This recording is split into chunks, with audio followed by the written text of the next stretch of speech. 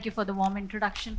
And I consider myself so fortunate to be part of such an esteemed panel, and I hope we can do justice to it. Now, talent is the reason why a lot of GCC ships came to India, keep coming, and we are grateful for the lot of opportunities that are here. Talent is in, the infrastructure is set up, the processes are in place. Now, innovation is happening at a rapid scale. Where do we go from here? How do we bridge the gap? The major question is there is a divide between academia and industry. And let me warn you, there is Janoo Motiani from Reed and Willow who has an interesting point to make on that, and there's a quote coming in. Do we work on the root to bear the fruit? Do we work on academia and then bear the fruit with the industry development that happens? Is joint curriculum the answer? Are unconventional geographies and tools and methodologies the answer? Are simulated environments the answer? How do we build a GCC-ready workforce for the future so that more and more innovation and more strength of skills is experimented and coming from India? To speak and to bring some more life to this thought, we have the esteemed panelists. Thank you so much for joining. Over the course of the next 40 minutes, we will dig deep into their thought processes as well. Balaji, let me start with you. What are some of the fundamental shifts you're seeing in the skills that are being employed at GCCs today? Okay, thank you, Vaishnavi. Good afternoon, everyone. Just wanted to start a bit on a historical note on how GCCs have evolved. We have evolved a lot from being a captive, focusing on IT and BPO services, to what we are today. Like GCC currently is more a mirror of the enterprise, like where we do almost all the functions that are being done by the enterprise. So with this in mind, I would like to address Vaishnavi's question in a few dimensions. The first dimension I want to take on skilling is on technology. So if you take the technology, the skills that are in vogue or in demand is, of course, definitely cloud and AI. We need not go beyond anything. If you just read the tea leaves or breadcrumbs of the results of the top companies that came out last week or a week before, if you observe, almost cloud revenue has gone more, is expected to be more than 100 billion a year annually for many of the large companies. So this is huge revenue from cloud. And if you observe, like almost all the top companies in the world, technology companies in the world, are going to focus on AI, invest billions of dollars in AI. So that's it. Like these tea leaves and breadcrumbs clearly mention in the technology dimension, the skill focus area for India is going to be cloud and AI. Moving on to the second dimension, product. I already told GCC is a mirror of the enterprise. If you look at the product, like we have now big time in product in GCC, where we have many products being a global, like say we run for global organizations with many of the markets being India being one of the market. So a lot of the skill has started coming up in the product area. If you look at fraud analytics or identity verification, so many of these areas are credit scoring. Many of these areas have localized talent where the entire product domain, skills for the product domain gets built here. The third dimension, the important one, I just want to highlight a recent trend, or the ones we have seen recently, is a big shift in leadership move to GCC. If you take leadership, I think many of the global roles have recently moved into GCC now. So that means we need people with skill who can execute large distributed teams across the globe with multiple cultural affiliation. They lead from India from here. So that's a very important dimension I want to bring. The fourth dimension I want to bring is operations. Like as we talk about technology, the evolution of AI, we talk about how cloud has become a key technology.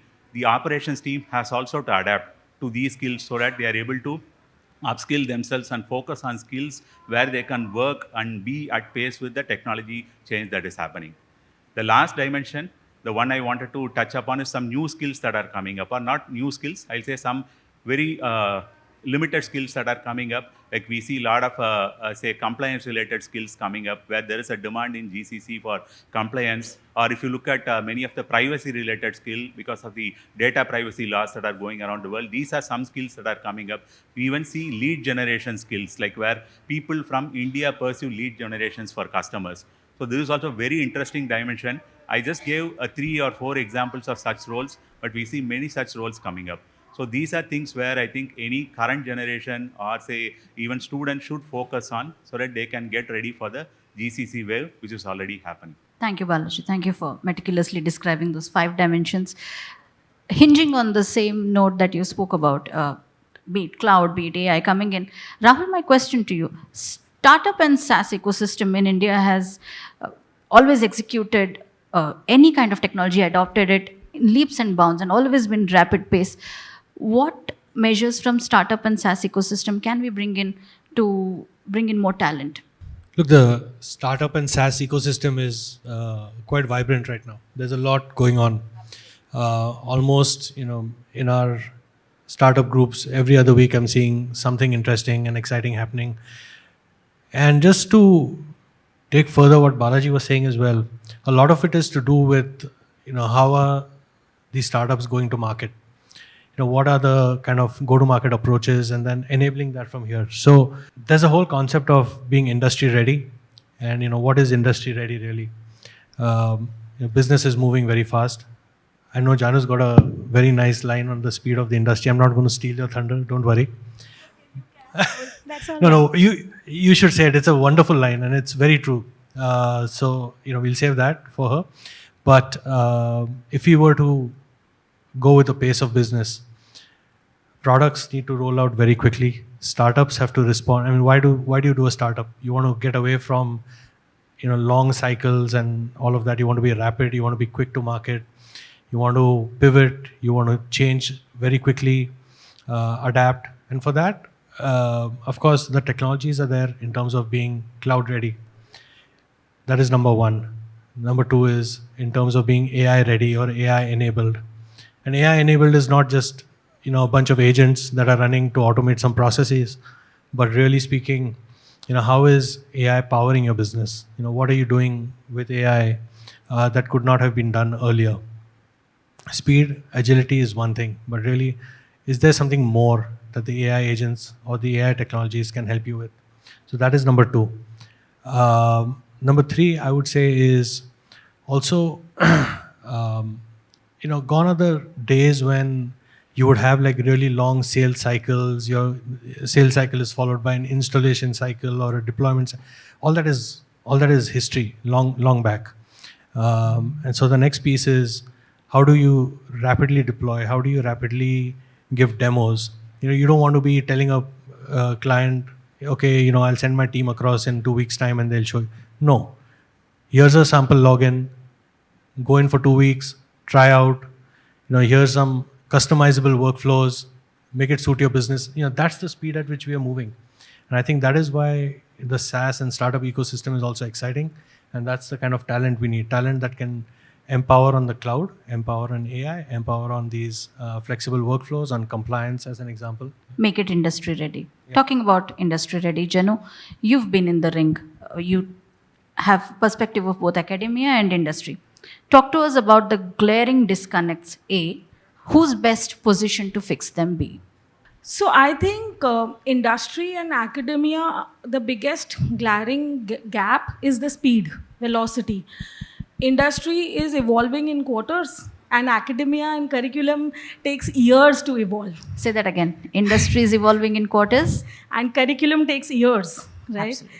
And I think that's costing us big time, right?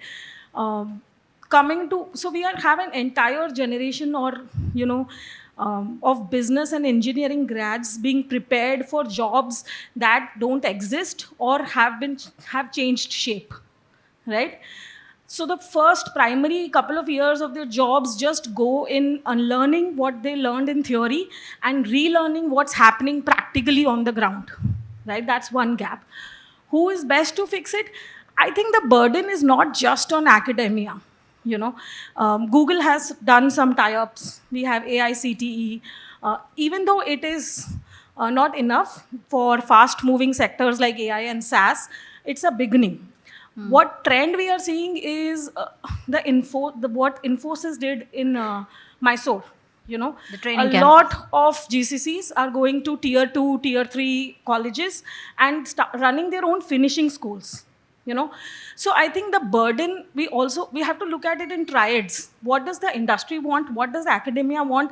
And what does policy say? We're today talking about GCCs and everything while the government is talking about manufacturing, right? We need to strike that balance and include that in our academia. That's, I think, most important. So the burden of fixing is on industry as well. They can't demand change. They have to start building it. It definitely takes a village to raise good talent and consistent messaging. Definitely. One more interesting thought I'd like to hear from Alok. Alok, you had Global Capability Center relationships for ICICI Bank. Talk to us a little bit about the role, and of course, BFSI is a highly regulated, compliance-heavy industry. A talent cannot come in and start working on any project, or there has to be stringent measures. How do you design talent pipeline that are both agile and future-ready? So, talking about BFSI industry, we basically are essentially custodian of public money. The money that we have is the money that you give us, and we have responsibility to you, and that responsibility and confidence gets heightened if there is a proper regulatory framework in place. So, talking about, let's say, India, we are blessed with a good regulator in RBI. They have been kind of keeping the industry and guiding it on the right path. If we do not enjoy public confidence, like 50, 60 years ago, people used to hoard cash. Go back 100 years ago, people used to have precious metal buried in the ground, and there were lots of challenges. So it is essential that we are compliant.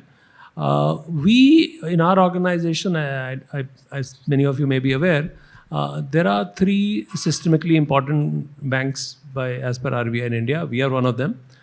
We are the only one which has a global presence. So we have double responsibility over and above the banking sector because and our compliance requirements are also higher.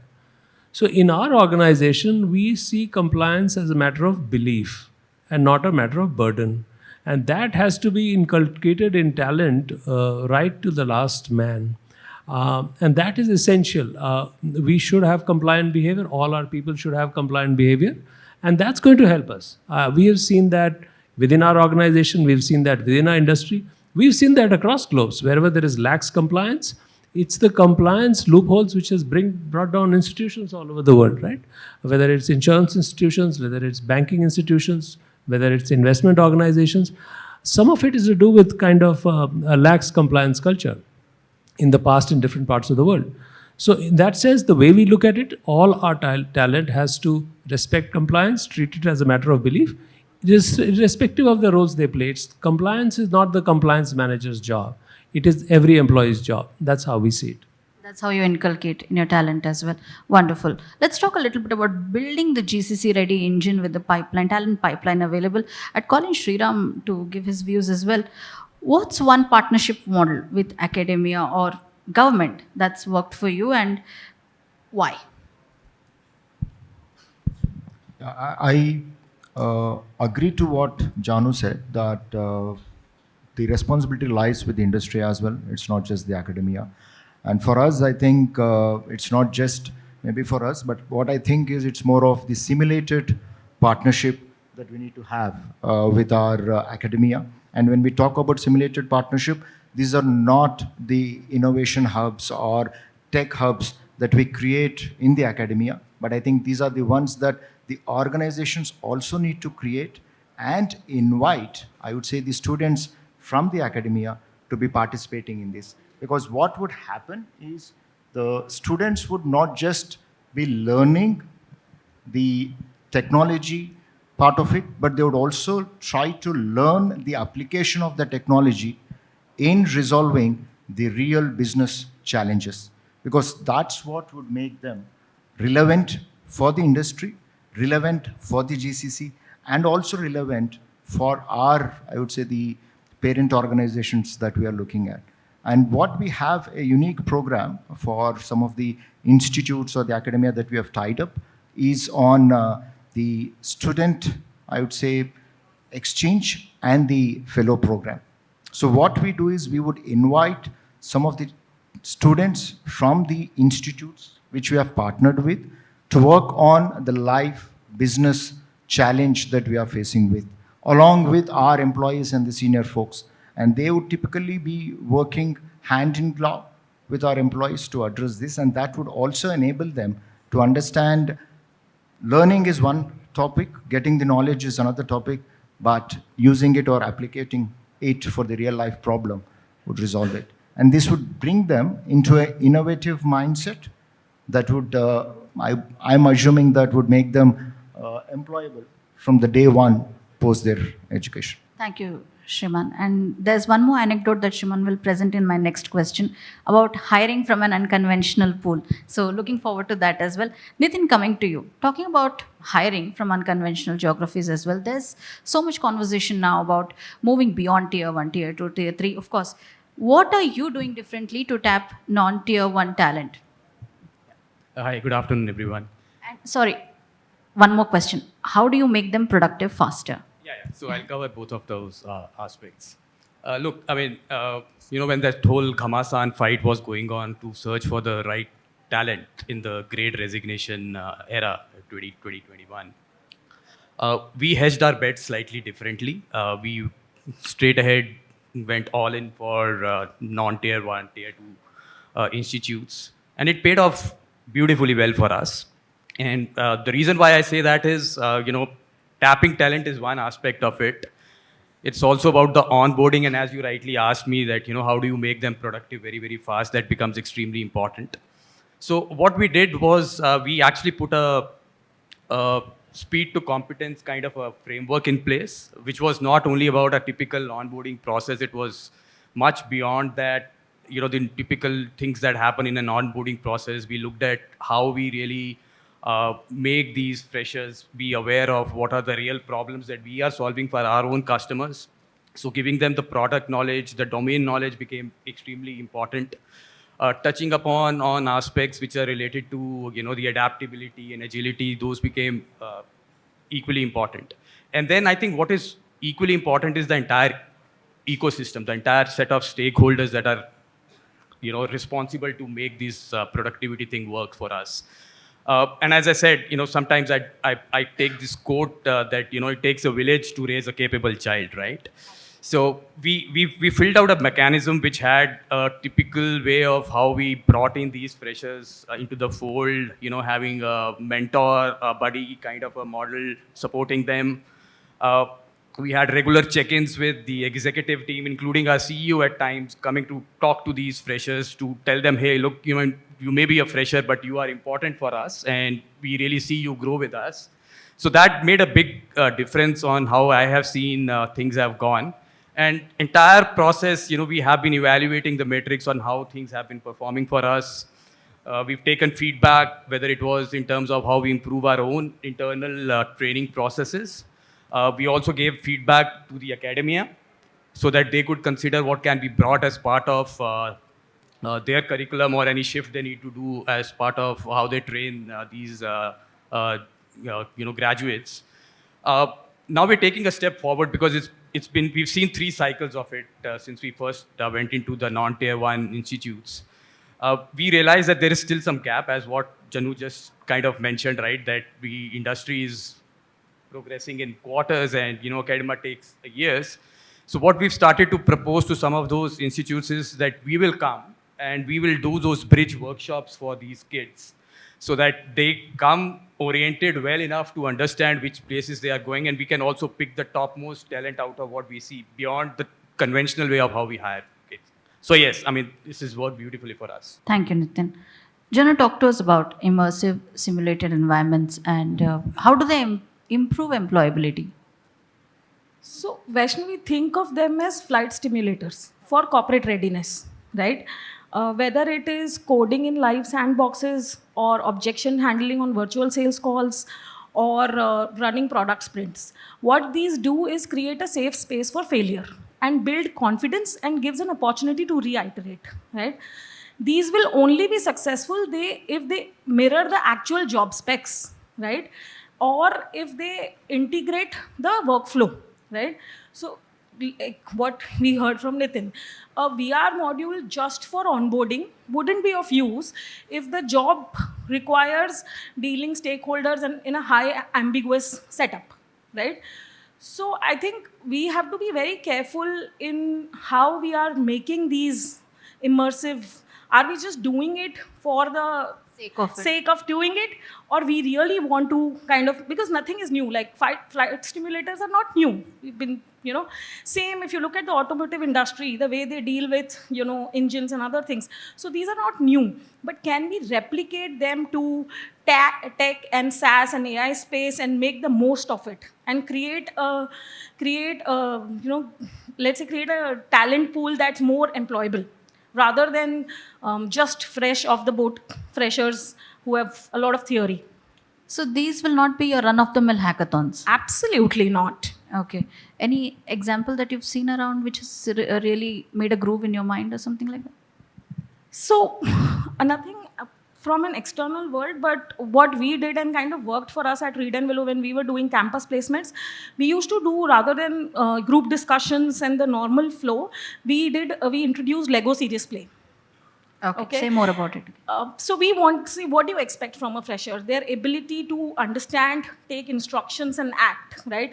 Now, of course, if they have time, then you also see if they are team players or not, right? Lego serious play is a classic example to evaluate these things, rather than having them to speak in front of crowd, which might not there be strength, right? So I personally have a lot of issues with the traditional interviewing methods in colleges, because I was an extrovert and I'm an introvert, and you won't believe that, right? So, for us that worked, and we still do that with some of the best recruiters come from college for us, fresh off the boat. So, but from an industry perspective, I'll certainly read and come back to you. Thank you. Thank you so much, Janoo. Now, talking about future-facing skills, tech and beyond, my first question to Rahul. Gen AI, topic of conversation, favorite shiny new kid on the block, followed by agentic AI, of course. Rising fast, on the move, what future-facing skills are becoming non-negotiable, you'd say? Of course, you said the two, but I'm going to take a slightly different path on this one. Whatever great new ideas come, and we ask our AI engines and our GPTs to try and give us solutions around that, the origin of that idea is still the human mind. We can't forget that part. We are using AI agents and stuff for execution, but the thought is still originating from the human mind. And that aspect of thinking, that critical thinking, that creative thinking, and getting it right the first time, like when Janoo spoke about business evolving by the quarter. If you get a wrong idea and you start beating down that quarter, anybody, I've done sales, anybody in the audience or on the panel who's done sales, we live by the quarter. And that quarter doesn't take time to get wiped out. Right? You go slightly down the wrong path in development as well today, that quarter is gone. You're heading completely in a different direction. So that critical thinking, that creative thinking, I think those skills are number one for me.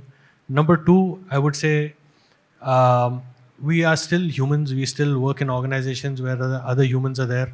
So that empathy part, or that social intelligence part of it, you could be working on your technology, on your agents. You need to understand how the other business function is consuming that or needs it to be delivered, and so on and so forth. So that connect has to be there. I think that's number two. Number three for me is the adaptability of this thinking, right? Like, if trying to think of a good example here, but if you're developing something, using our emotions, understanding how each other are going to use it, and the next part is what are the technologies that we want, or how is it best delivered, right? And there comes all of your prompt engineering and learning all of that. That's the easy part, I would say. That's the last part for me. That can be learned very easily. I think these first 2 or 3 things in terms of how you apply the human mind, that is important.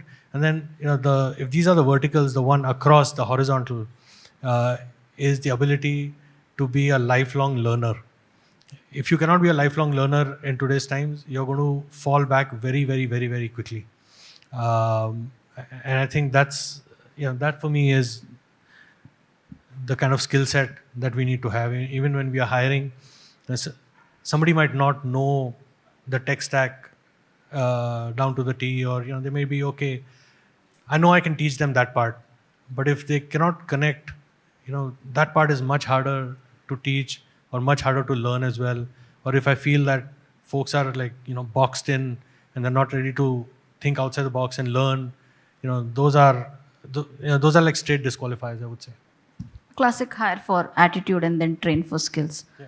Absolutely. And reasoning becomes such an important aspect in the age of AI. How can you reason well? Yeah, I mean, now when you say reasoning, right, and if you're just going to use an AI engine to do whatever you want, there are so many biases at times in the data itself. How are you going to, if you can't apply your thinking, how are you going to unearth those biases and improve your, querying and so on and so forth? So, yeah. Noted. Thank you so much, Rahul. In the similar vein, Nitin, question to you. One non-technical skill that is now non-negotiable for you, of course, and you evaluate quite rigorously. No, I think if it's that one skill that you asked me, I would say learning agility. It's a skill plus it's a mindset as well.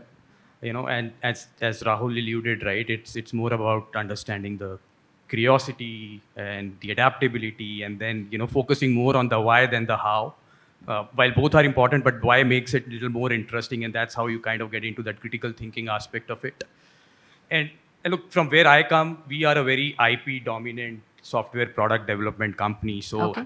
Focusing on understanding the real world problems that we solve for our customers becomes a very, very important skill.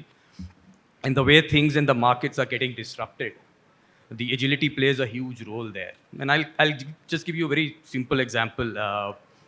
I had a very junior software developer who was given run-of-the-mill task of trying to, tweak some validations across a module of one of our products. And instead of, going into the technical aspects of, trying to solve that problem, that smart chap, he actually went to the support team and asked them questions about what are the typical problems that the customer reports to you on this particular module. That triggered a kind of a brainstorming internally between the developer, the product owners, and the architects. And we figured out that there was just a small little workflow tweak that we could do.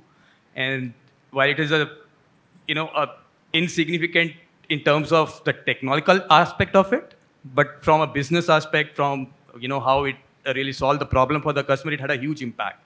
So it's that kind of questioning that unearths these kind of situation that gets excited as a IP owned organization, right? So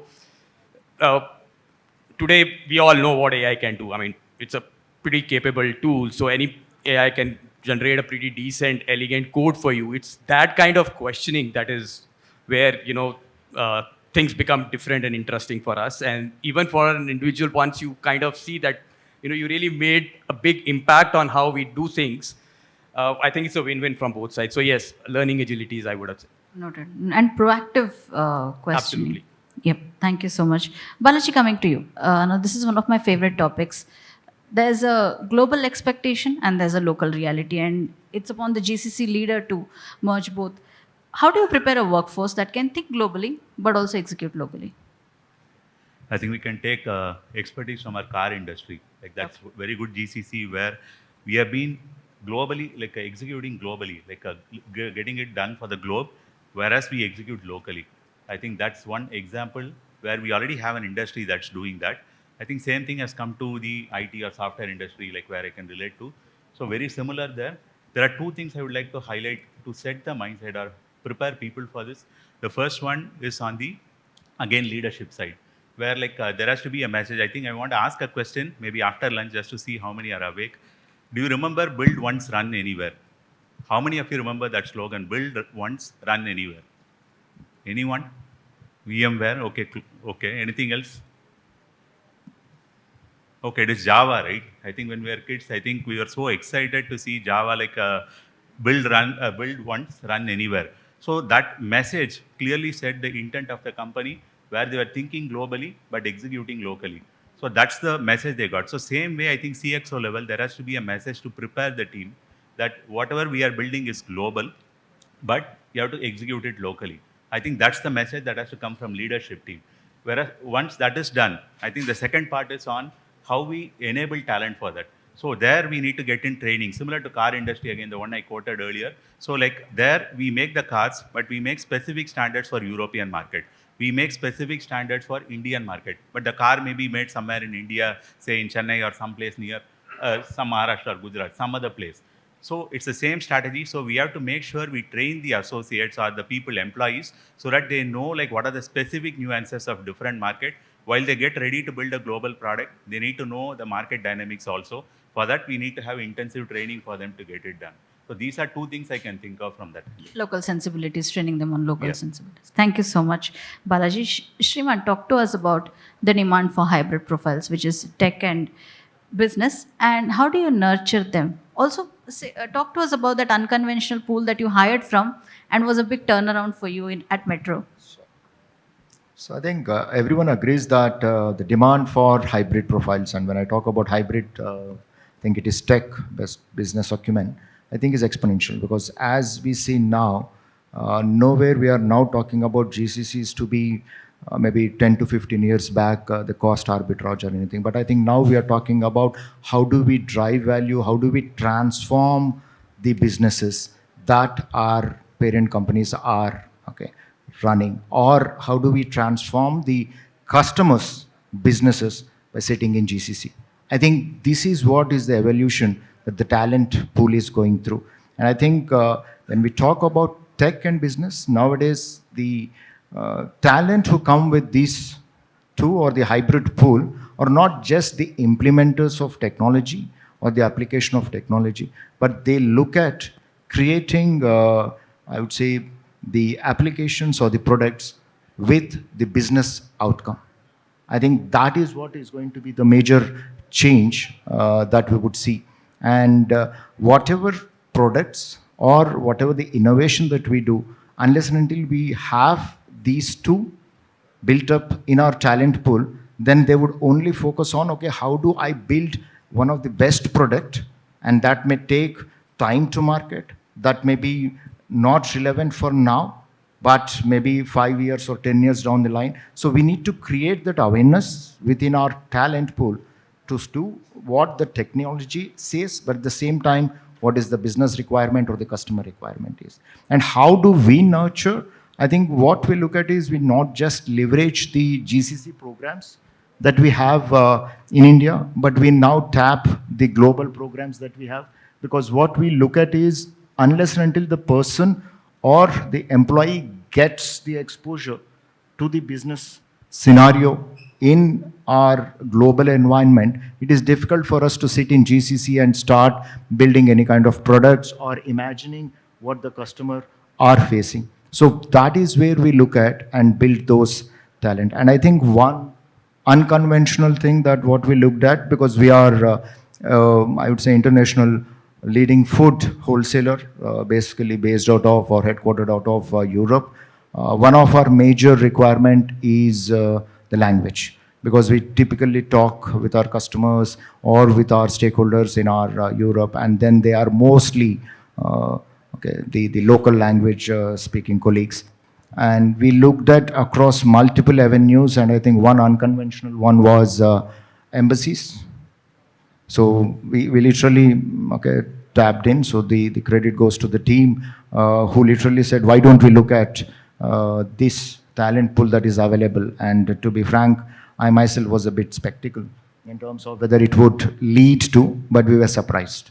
So you hired them for languages and then they eventually moved to tech, is it? Yes. Okay. So then they were, so the learning, and then they were focused more in terms of, okay, how do I bring value? And then they would be able to move into other, I would say, the leadership roles. So they were just moved away from the local language thing to the leadership roles. So because they wanted more info on how to translate better, understand the context, and then they moved into tech-specific roles.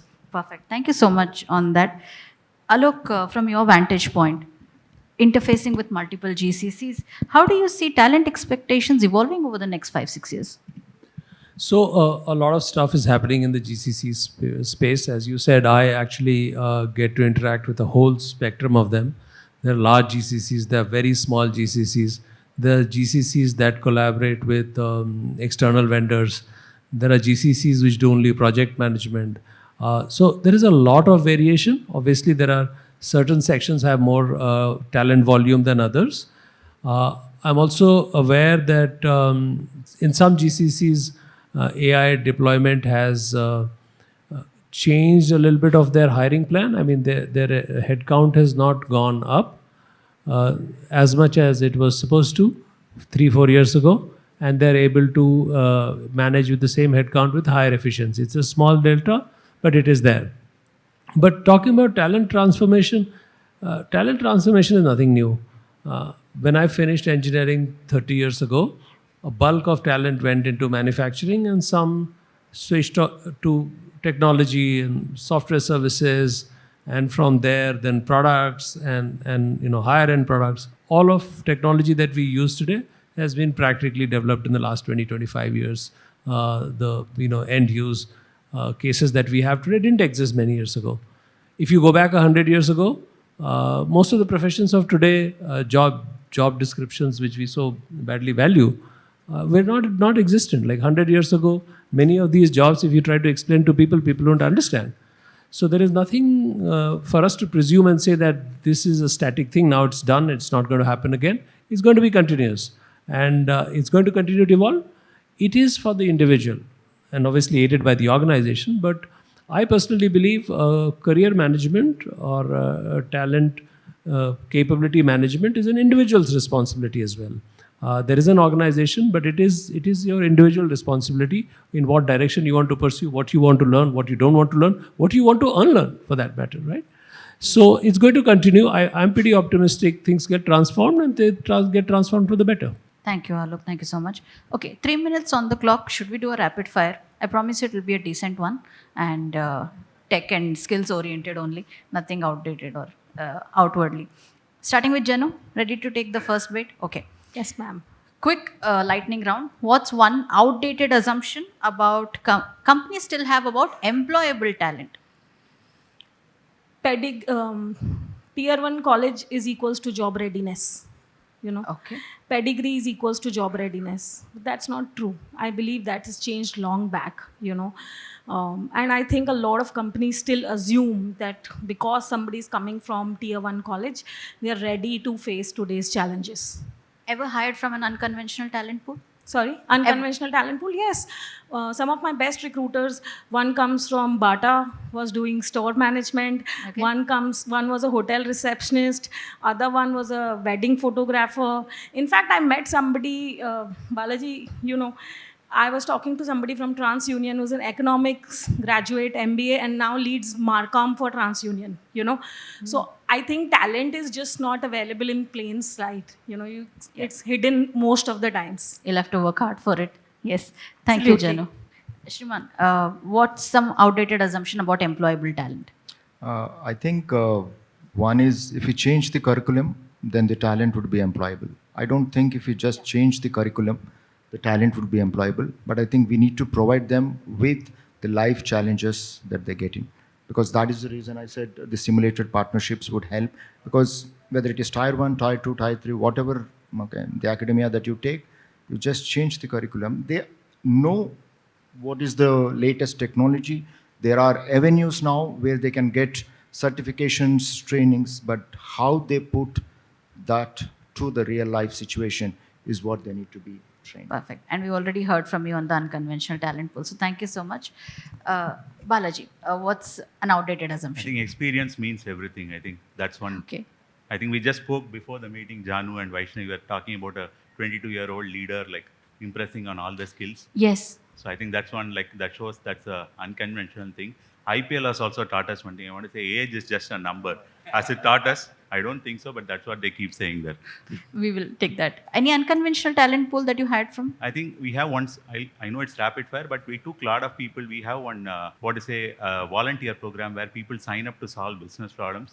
We had one Lagan team where people from marketing, from finance, all of them signed up to solve a technology problem. That's one thing I can think of. You named it Lagan team? I just told it, no, it was like that.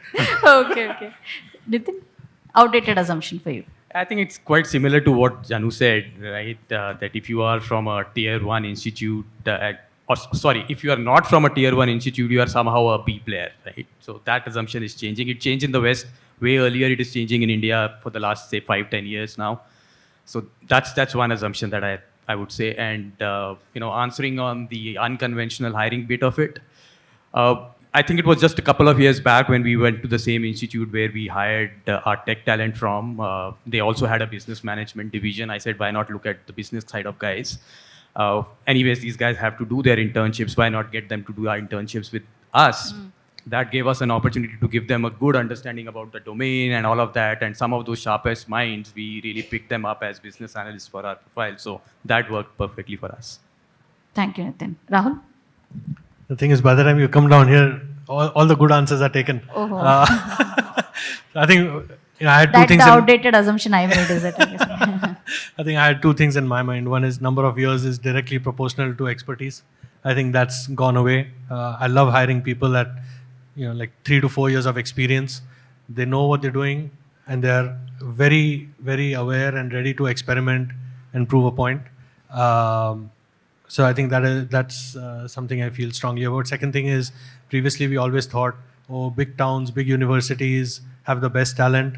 I think if you go down to the smaller towns, tier 2s, tier 3s at times, you can again find folks who have a lot of thirst and a hunger to perform and to prove themselves, and they are a great pool to hire from as well.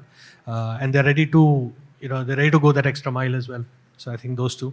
And to answer your second question about unconventional,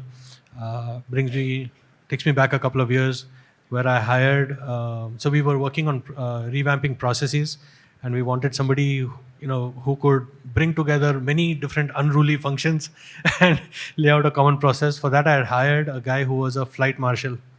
And he was an ex-services person, had worked as a flight marshal for a couple of years. He got the job done in like a couple of weeks for us. Thank you so much, Rahul. Alok, outdated assumption for you? So, I mean, outdated or not, but basically I generally believe that the person with higher motivation will eventually beat the person with higher talent. And that kind of sums up what I've heard other panelists say. Okay. Any unconventional pool that you ever hired from and worked out for you? Oh, I've hired people, yeah, absolutely. I've done all kinds of hiring actually. So to be honest, and everybody spoke about top tier talent, I don't hold anything against them. I understand where they come from. At some point of time, like if the guy got into IIT, he was highly motivated, worked hard to get in. And he may have kind of become entitled over time. You can hold that against him. But top tier talent have their own advantages, no question about it. But will a person with no tier beat that person with the top tier? Absolutely, if he works hard.